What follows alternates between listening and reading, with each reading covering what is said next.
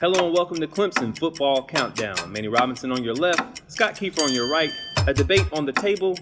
Let's start the clock. Everybody got into the act in Tallahassee as the Tigers buried what's left of Florida State. Trevor Lawrence had another 300-yard passing game. The wide receivers showed out. The backs, the defense, the trainers, the mascots.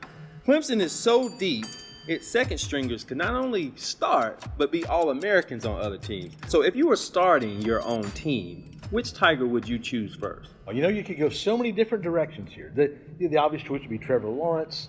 You might say Justin Ross. But I'm going to go defense, and I'm going to go with a experienced guy, Christian Wilkins. Look, he's kind of the glue of this team. He's cantankerous. He's a jokester. He's the resident prankster. You're trying to focus and get mad and, put everybody on edge. Your practice league comes up and pitches you in the booty. It's just like, hey, man, this ain't the time. I'm not happy, right now.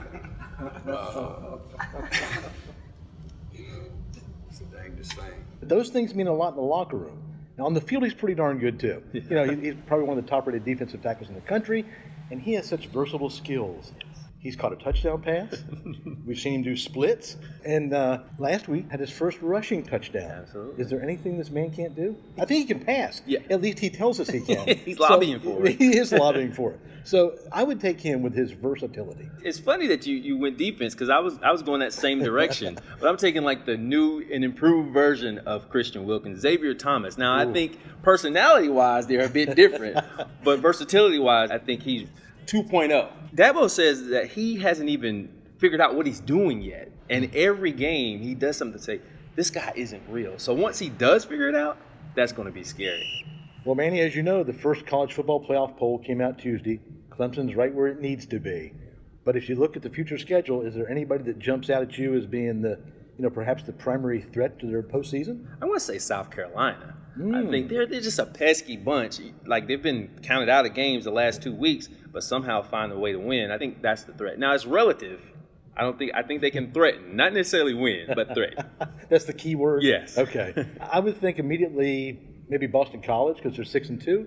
But I think the biggest threat to Clemson's postseason could be the Clemson Tigers themselves. Okay. Like, look, each of the past couple of years they've dropped a regular season game that they shouldn't have lost. I mean, it has served them well because they've bounced back from it.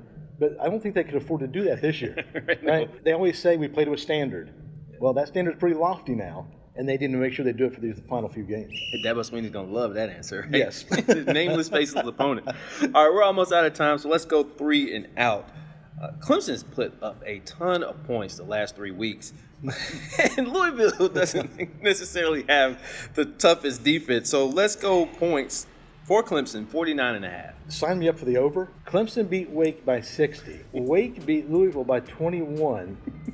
Using the transitive property, I say Clemson wins by 81. So there's no way to refute your logic there. I think I'm going to take the over as well. Clemson 50 is like, that's like default now. So I think there's nothing going to stop it from doing that. The question is, which string do they get to before they get to 50? Clemson has also cleared the bench in those last 3 games. Let's set it at 85 players who play against Louisville. Oh, I'm going over again. Wow. They take 72 on the road. Okay. Here at home, there's 119 on the roster. Now, a few of those guys, they're playing under red shirt, so it's not going to be 119. Right.